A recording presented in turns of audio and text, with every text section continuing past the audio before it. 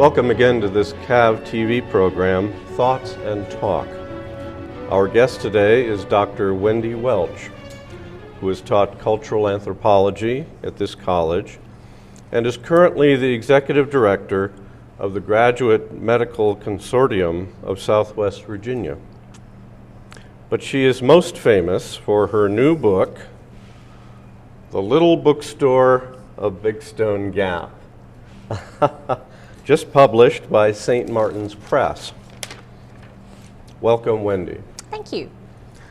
We will be talking about Wendy's new book, and we also have with us a student discussant, Laura K. Rogers. Loopy is the student coordinator of this program. She is a senior administration of justice major. Laura has served on many leadership positions here at this college, on the SGA Senate, as a resident advisor, creating the College Debate Club, the Socratic Society, and involvement in the honors program. She plans, upon graduation, to work in law enforcement while pursuing graduate studies, and we are very grateful that she is here with us today. Dr. Welch, your book describes, in a very charming and witty way,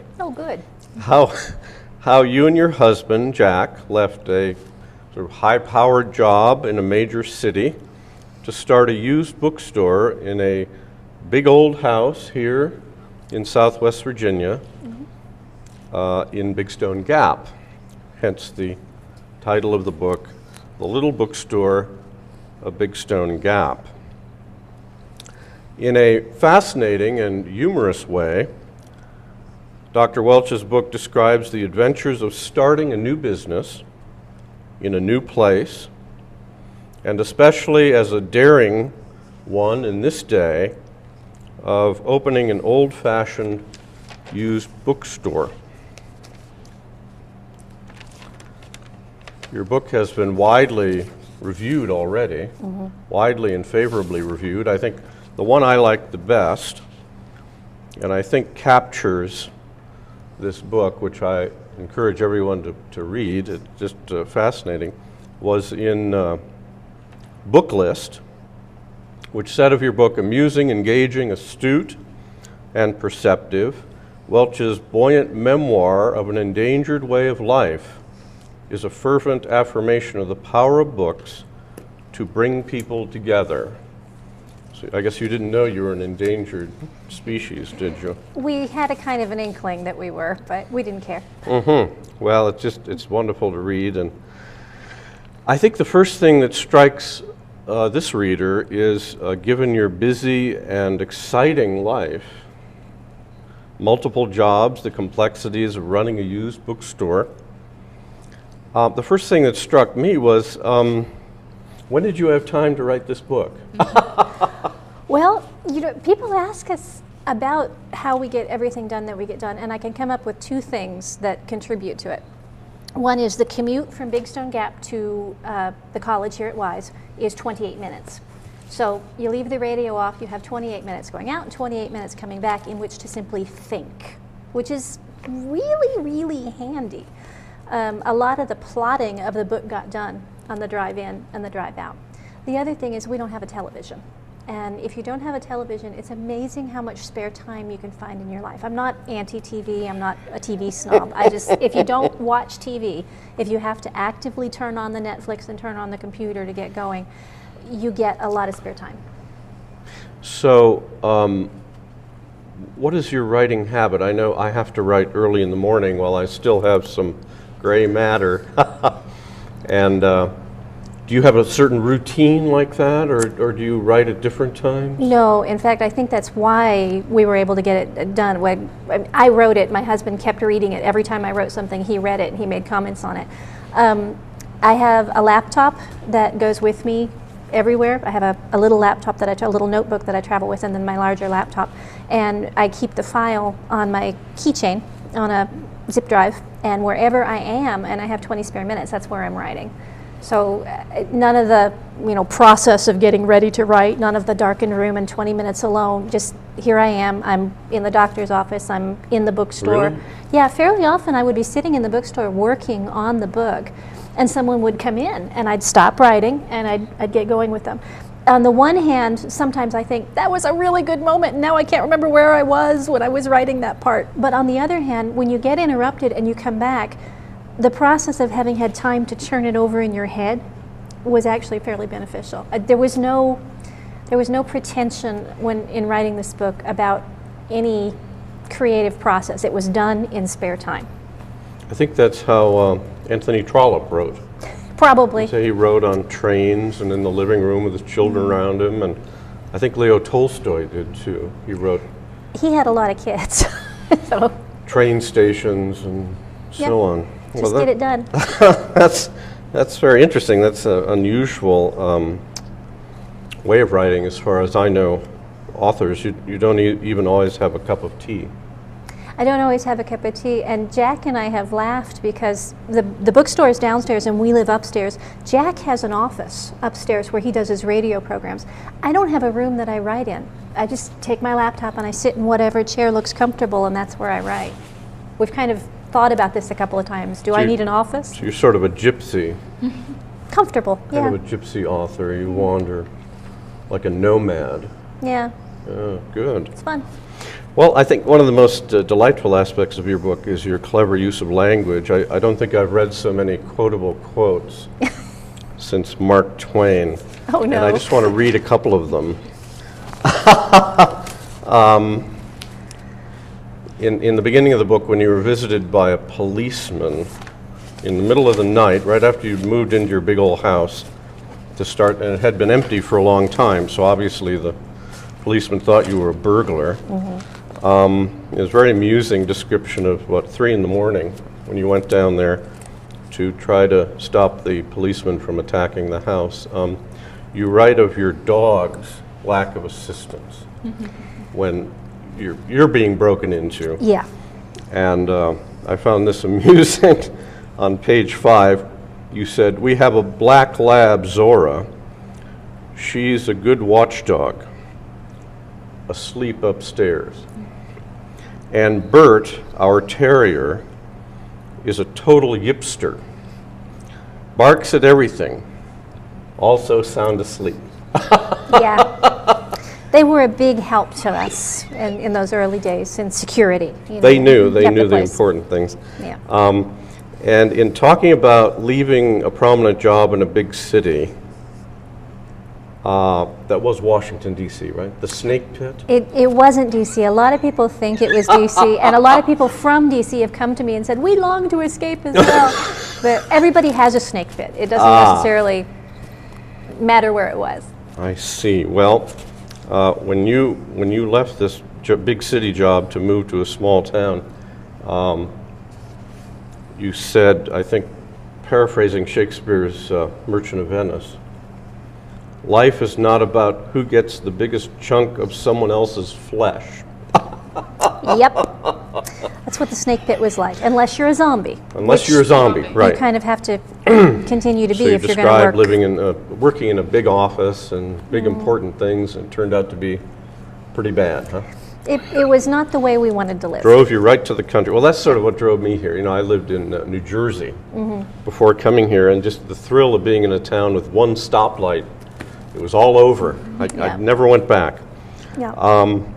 And you described moving to a remote rural area as possibly not showing something, possibly not showing, as you put it, on page 15, the foresight God gave mayflies. Yeah. We waltzed into an area kind of known for being insular with, our eyes tight shut and expected everybody to love us because we came bearing books, And we didn't think too hard about the fact that we didn't know anyone in the town, or that small towns are known for being polite and hospitable without making friends easily.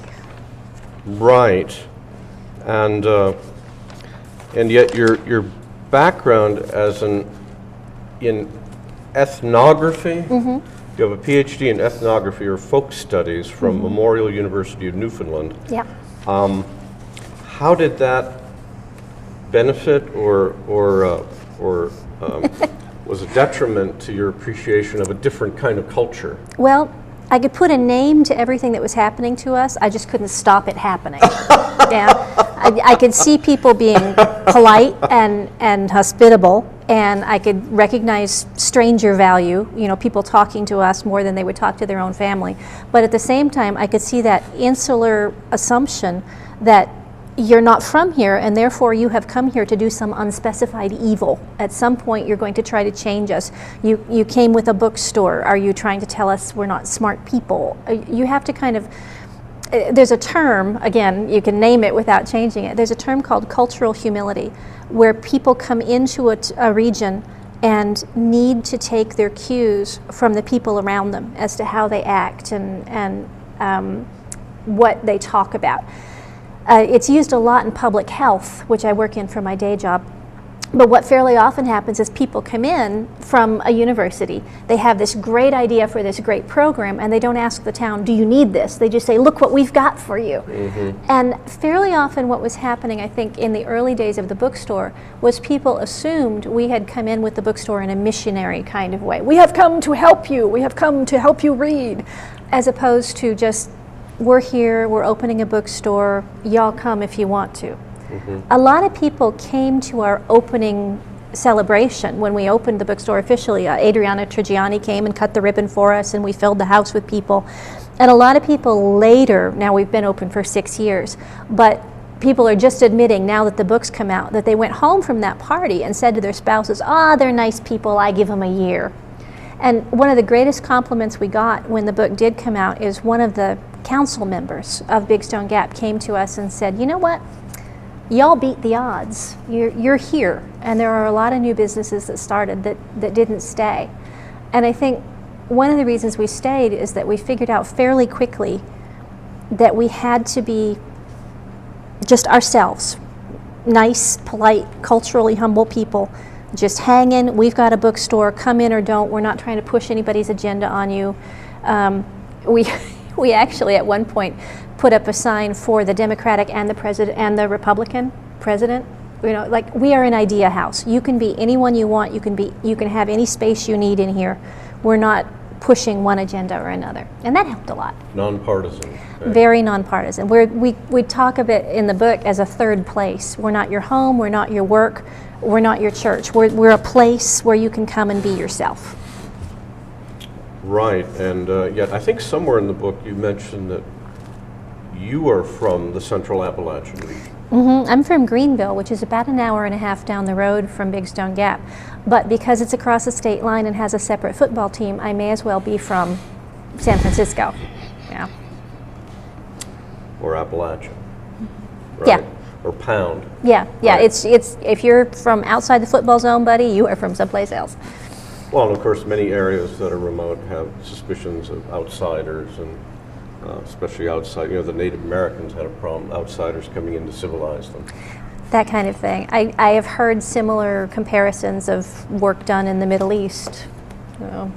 Right. I guess where I grew up, Wisconsin, Milwaukee, which was often described as not a city as much as a large German village, because it was already sort of multicultural. There were English, French, Polish, German, African Americans. I guess I never had that feeling of sort of inside, outside. Yeah, it would behave differently. Yeah. But you mentioned coming in then and starting a new business and starting a used bookstore without any experience or knowledge. But you mentioned on page 31, hope coupled with hard work can trump even stupidity. Yeah. We actually, new students, new graduates, when they're going out from their student days and looking for jobs, fairly often they apply for everything that moves with this kind of belief that knowledge is equaled by desire. If you want something, then you should be able to do it. And you have to learn fairly quickly that what you've learned to do has to be translatable into what you want to do. And my husband and I didn't have any retail experience. We knew a lot about books just because we liked to read them, but we had gaping holes. Neither of us were big into romances. I hadn't kept up with the science fiction field. My husband tends to read a lot of politics and history and social commentary, but he doesn't read war thrillers. So there were sections that we knew a lot about and sections we didn't know anything about. And when we actually started the bookstore and looked at the way the library had their books organized, I kind of turned to him and I said, we don't have any romances. Do you think that's going to be a problem? He's like, probably we should get some in. So we didn't know what we were doing. We just set out with, our sleeves rolled up to get it done. And I think the biggest thing about that is what we said there is hope coupled with hard work. Americans are told all the time, follow your bliss, but if you're not prepared to put some real elbow grease behind your bliss, it's not going to take you very far down the path, and that's what we found out. Well, no, it's fascinating. I don't know business very well either, and the way you describe getting books, how you arrange not just selling them, but trading them, having a system of trading to get things going, the sources for getting books. People donate books to your store, and even that great big Edwardian house down there in Big Stone where I live, you started getting kind of covered over with books, didn't you? Eventually, yeah. We opened with 3,500 books, and the front room of our house was the only room we had open at that time, and the books were lying side by side, not quite touching each other. It looked like a book morgue. They were just lying with their spines out. We're like, this is terrible. We got to get some more books. So once we got our trade policy going, and once we passed the 6-month hurdle where people thought, okay, well, they haven't closed yet, they might actually be in this for a while, people started bringing us books. We now have 38,000 books in the house and another 3,000 books out in the Love Shack, which is where the romances got sent. Yeah, we won't go into that. You close the doors at night. That's a cute idea. And you have other rooms that have cute names, don't you? We have the Guys with Big Guns section, which is where we keep the Westerns and the war books. Guys with Big Guns. Guys with Big Guns. Military and Western books. Yeah. And we have the history section, which is divided into winners and losers. we just thought that made it simpler. These are the guys, they're telling their own stories. These are the guys telling the Library of Congress catalog system, is it? No, this is the Jack and Wendy make it up as they go along system. We used to have a chick lit section, and we ripped that apart and put in Southern fiction and general fiction and historical fiction. What did you say, chick? Chick lit. Chick lit. Oh, the gender studies. Yes, that kind of thing. Yeah. You probably don't want me to tell you what we call the gender studies section. Probably don't. Not on television. But you have another, you mentioned at the end of the book now, you're expanding, you just started one little room that's a different section, maybe art books or something? We've started taking in new books, and we have a special section basically where we're now stocking through Ingram and through my own publisher, St. Martin's Press, some new books that are bestsellers. But it moves very, very fast, so it's not so much a room with a title as this is where we're putting the bestsellers, and they just zip in and out of the shop. Okay. Well, obviously you've made a success of it, but you didn't go into it just as a business. Obviously this was a kind of mission field and a love for books, love for people. And you sort of wrapped this up, I thought, nicely on page 200. You said, running a bookstore is one big bundle of paradoxes. It is joyfully absurd, yet about the time you think you'll die laughing, someone comes along with a story that breaks your heart. And of course you have experienced that not only developing sort of community events like the Celtic Weekend in Big Stone Gap, which I've been involved in, or my church has, and other sort of reading groups and Irish dancing and so on, or Celtic dancing. But you also have experienced being, how was it you put it, sort of a literary pub? People come in and tell you all their troubles, sort of like a bartender? We call it being an intellectual pub. Intellectual pub, yeah. One of the lines that gets quoted a lot from the book is that we said when we started, we thought that the really incredible stories were in the books. And the stories that would break your heart, the stories that would make you laugh, the stories that would make you rethink the way you think about something were in the books. And the more we met the customers coming into the shop, the more we realized that the stories are in the people. They are living books. They have to tell you their stories or they're going to die. And being the bookstore, we're the space where they can do that. It doesn't linger for them. If they tell the story at home, if they tell the story at work, there are consequences to that. But they can come and tell the story to us, and it's part of the big eternal library of humanity. And we really, really like that. As you said, what happens in the bookstore stays in the bookstore? Mm-hmm. Like until the book was written, it did. Well, you did change some of the names. I changed a lot of names. But anyway, I was really struck, and many of your reviewers have been struck by your linguistic felicity. Does that mean I write good? At least. Well, thank you. You really do have a way with words. Delightfully, it was so funny. I shouldn't say this, but it really is rare that I can't put a book down. And I really enjoyed reading this. I don't remember when I've really enjoyed reading a book. Since most of what I read is, pretty dry academic stuff. Winners and losers history. Right, winners and losers history, and I can never figure out which is which. But honestly, to what do you attribute this linguistic or your gift for writing? Is it your past reading? Is it your culture? You're not Irish by any chance? No, Welsh.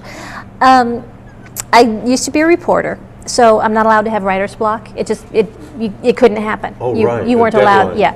You wrote because you had to write. So I guess that's part of the way you were talking about earlier of how my process of writing might be a little different than some people's. I think that's one thing about it. You're not allowed to have writer's block. You got a page. You got 20 minutes. Go. So it's amazing what comes out when you're not allowed to criticize yourself as you're doing it.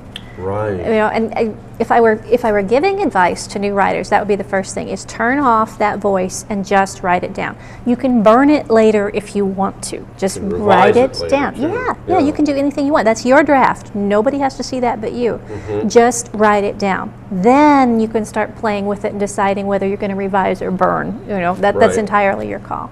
But if I were talking about why I like to write, it's as much organization as anything else. People ask me, why did you do this? And I thought, well, because it was there. Have you ever seen Play-Doh on the table and you just stick your hands in it and go? It's cooks cook because the food is there to be cooked with.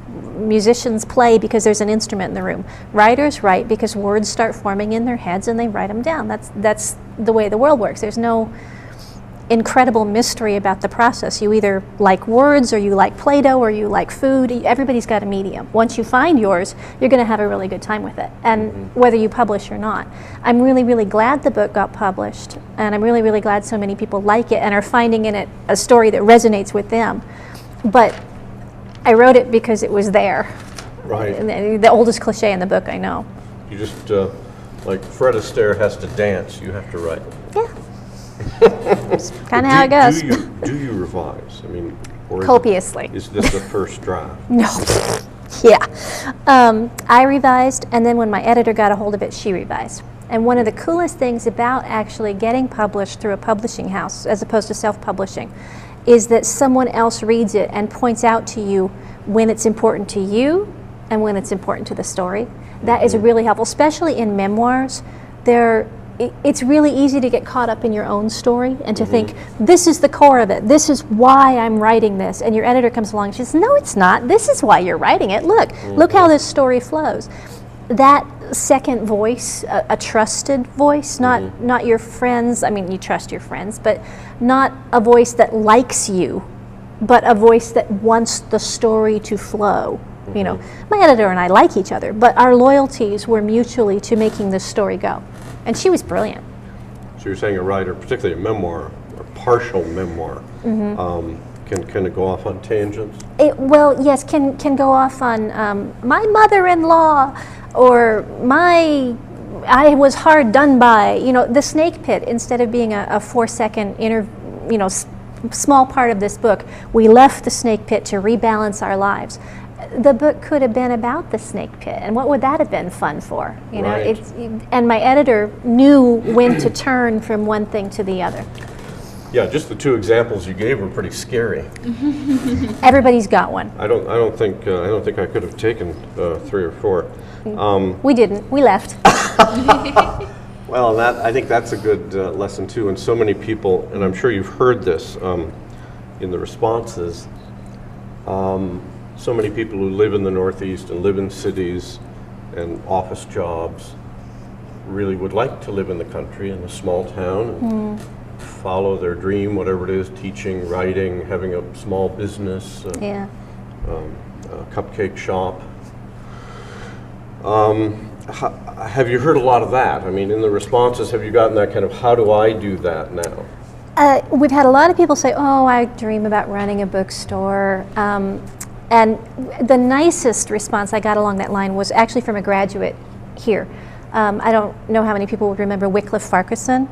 She graduated about a year ago. Very well. She's living in Asheville, and we were doing a book talk in Malaprops in Asheville, one of the great bookstores of America, Malaprops. So Wick came and brought a few friends, and she bought a book afterwards, which I felt guilty for because she's a struggling student, but there it is. You know, she bought a book, and she went home, and the next day, 24 hours later, she emailed me, and she said, I really am so happy to have read your book, because now I know that it's possible to work for a life of happiness as opposed to a life of stability. That isn't exactly what she said. It's paraphrased. I actually put it up in my book news section. It was such a nice affirmation of what the book had meant to her.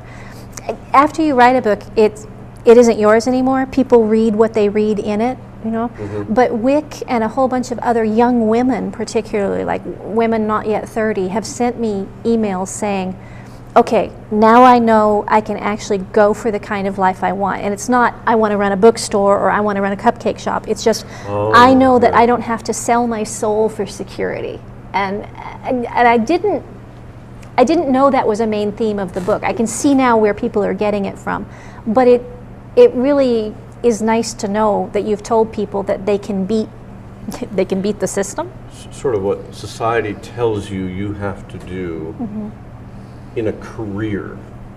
You're supposed to do it like this. Right, Yeah. and there's this image of success. Yeah, yeah. And they're saying, I realize now I can do other things, that I don't have to follow that social definition Exactly. of success. And one of the things that's come up, that word you bring up, success, is really interesting, because one of the things that come up with that is, okay, the book got blurbed in People magazine, which has 3.5 million circulation and is not an academic publication.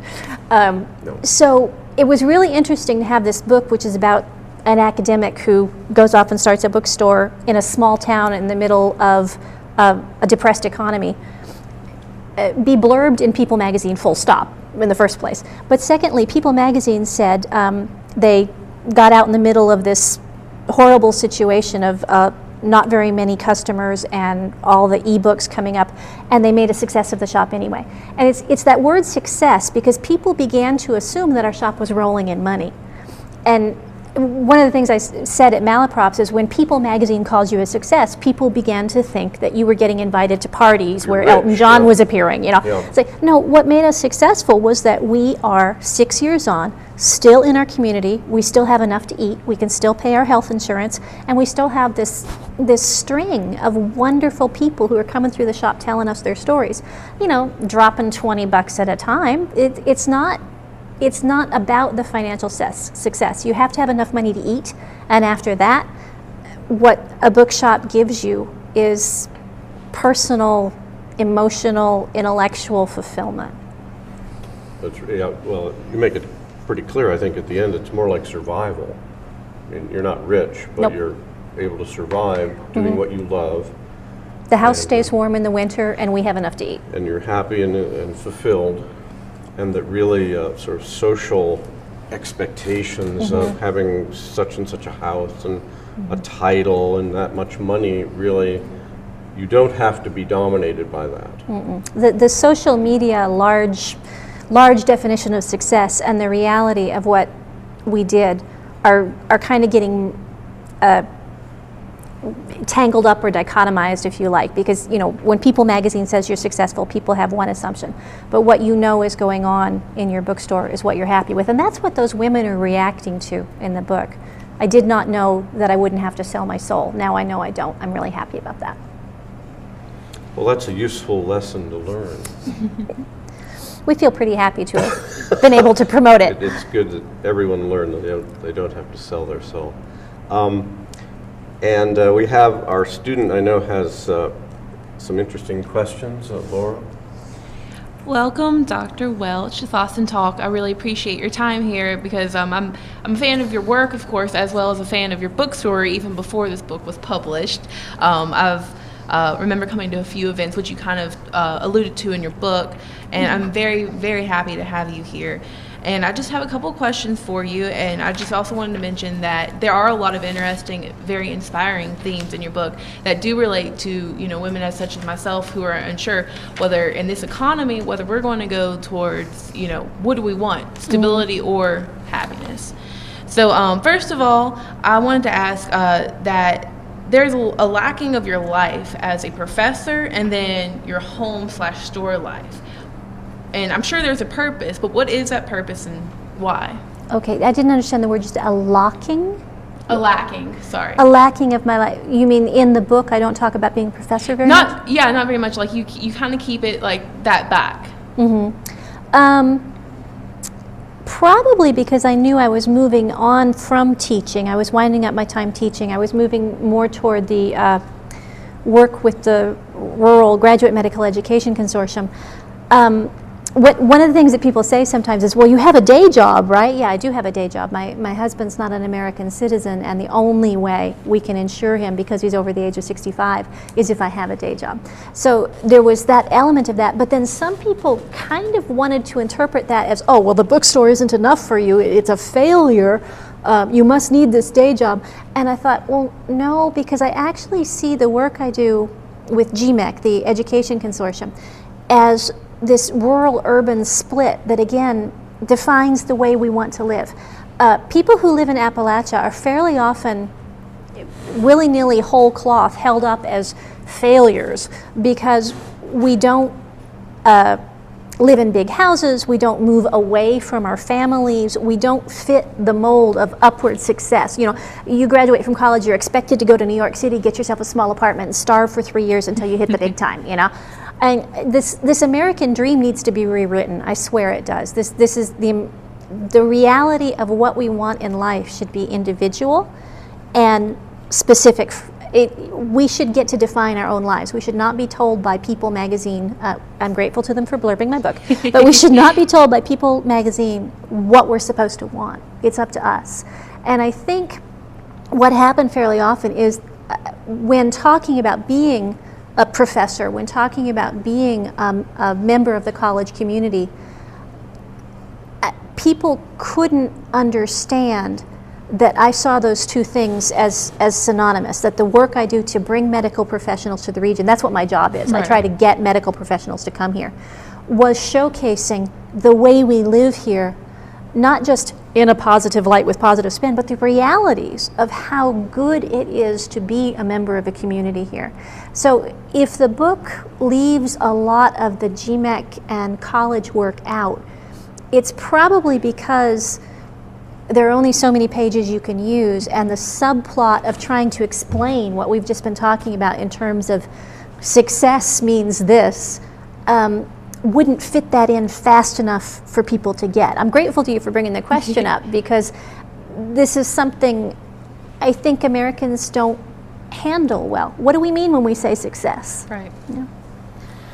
Another question I have is that I've read the book, of course, and I found that you kind of make a disparity almost between an us, as in like you and Jack, who are, I don't want to really say foreigners because you've of course integrated, but at first you were kind of foreigners, and then them, which is like the communities, where you're embedding to. And that's, of course, another criticism. A lot of the criticism I've seen about the book is about that disparity between us and them. So how do you address that? Okay, there's an us and them feel to the book, you mean? When Jack, Yeah. It's Jack and me against the world? Almost. Okay, yeah. When we got there, It kind of was. When we started in the community, we made some mistakes. We got on the wrong side of a couple of social cliques. We didn't understand how people were perceiving some of the ways we lived our lives. We were Quakers, which everybody thought was weird. There aren't very many Quakers in the community. Right. So instead of explaining those things, we just went, okay, you think we're weird, that's fine. And we finally realized that maybe people wanted us to talk about what we were doing. So, oh, okay. Well, yeah, we didn't really start a church in the bookstore so much as we invited the other Quakers that we found in the community to come to the bookstore and stay. And that us and them slowly began to move. I think that's one of the things that happens through the book. It does start very us and them. We were scared when we realized that we didn't have the right friends, that we didn't know what we were doing, and that we didn't have enough customers. We thought we would fail as a bookstore. In learning to be part of the community, in learning to not completely remold ourselves, but be culturally humble and friendly, we moved from us to them. And the last chapter, not the last chapter, but the next to the last chapter is about Jack becoming an American citizen. Right. And there was a sentence in there, I'm not sure if it's in the advanced reader copy, but it's in the final version, that says, when we came to Big Stone, it felt as closed as the gates of Fort Knox. And then these men in the Mutual are slapping my husband on the back and offering to buy him breakfast because he's become an American citizen. And it wasn't so much in and out as that the borders dissolved. And I think that's one of the movements through the book. If people don't like the us and them at the beginning, I'm sorry, that's the way the world does work, but it moves to an embracing and community build at the end. Right. And so, of course, the last question would be, of these future plans of what you have. There was an interesting quote that you put on page 88, is if you ask somebody outside Central Appalachia to name our region's top export, they would say coal, but the more accurate answer is college students. And I know that another, as a college student myself, at first I did want to move, but now I fell in love with the region and I want to stay as well. But I've also noticed that the majority of students do want to move, and a lot of professors do move after a while. Is that what you and Jack plan to do, or do you plan to retire? What do you all want to do? Is there a part 2 of the book? So many questions. Well, it's 2 different questions. There is a part 2 of the book that has absolutely nothing to do with what we're talking about our greatest export being you. Mm-hmm. This is where my work with the bookstore and my work with GMEC and the college completely overlap each other. Every year, our population grows by 5% in the 65 plus category and drops by 15% in the 18 to 25s. We educate our college students and we send them out into the world, and we don't get them back until they're getting ready to retire or their kids are graduating from high school. And one of the things that I pray we're doing here at this college, and I pray that other colleges are doing, is teaching you not just the skill you want to learn to be a communications major, but teaching you the internal fortitude to plant yourself and create a job for yourself. I don't think everyone should take a business class, but I do think everyone should know that if you're going to stay here, you're going to have to make your own road. You cannot walk a path where you get to New York City and get the apartment with 6 other girls and starve your way to the top. You have to start here in your grandmother's basement or in the trailer, the double wide on your parents' property, and move forward. And that is a viable, successful, honorable career path that the magazines don't tell you about. And I'm afraid that kids your age are getting fed a pile of hooey about what you should want. Very true. And I'm afraid that the college is not teaching you that the double wide on your parents' lawn is a good option and an honorable one, because it looks odd in the great scheme. Do you understand what I'm saying? I'm not saying that you should want to live in a trailer or that you should not want to live in a trailer. I'm saying that to make your way forward, you're going to need more than just what you learned in class. I appreciate it. Thank you. Sure thing. And if I could be a political theorist for one moment. You? We knew it was going to happen. I know you look at everything through sort of cultural anthropology, and You look at it through. I look at it through political theory and sort of ideological systems. If you'll permit me, just one. And And remember, we're all opposed to violence. You're a Quaker, you're a pacifist, remember that. I'm opposed to violence. You're opposed to violence, and you're not going to do anything. To you?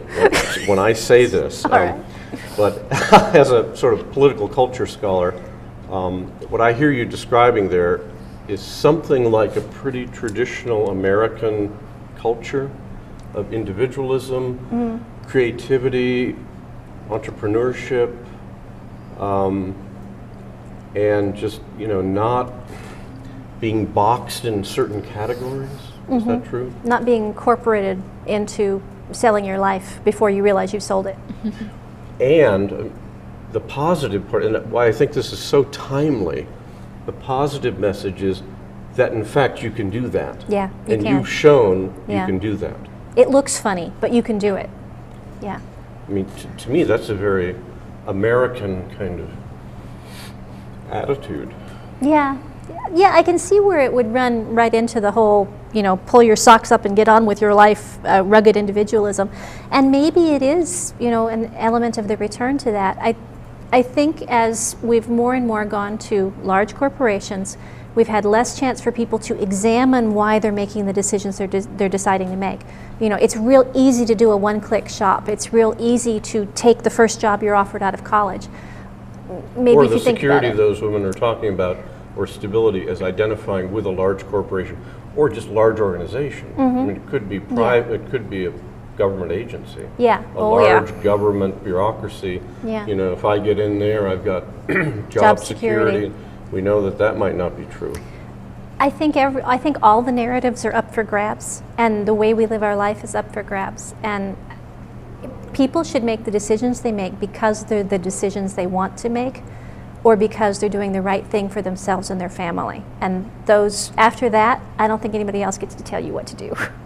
That's a very independent, again, I have to be an American political theorist, but I mean, that's sort of American independence kind of attitude, and it certainly has been inspiring to many people. And how has the, pardon the expression, success of your book affected your life now with the bookstore and your writing? We've met a lot of interesting people. We've met a lot of the students who, email me. You're teaching your class at night. You see your students once a week. You read their essays, and you find out that some of them are very brilliant people, but you don't get to know them very well, in those 15-week intervals. And then to have someone like Wick, to have Lupi talking about, this is what I saw, this is what I heard. You think, connection, that human connection we all long for, the, Facebook for real, that feeling. And there are all these people who are liking our bookstore on Facebook and sending us messages. And I always try to respond to them, and they're always, I'm so grateful to you for answering me personally. I'm thinking, do you think I'm sitting around in a gold-plated bathtub? Of course I'm going to answer you. You're an interesting person. And to have those conversations that we wouldn't have had if this book hadn't come out is a really enriching part of our life. We're really, really enjoying that.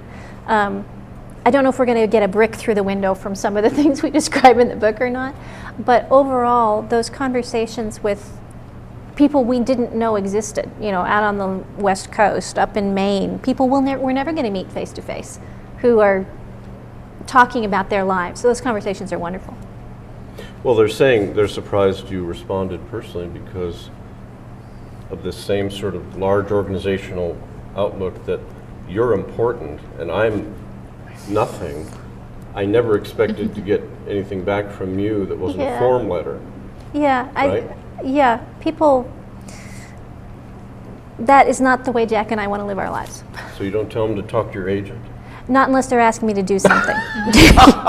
If they want me to read a manuscript, it depends. But if they just want to talk, no, that's great. Mm-hmm.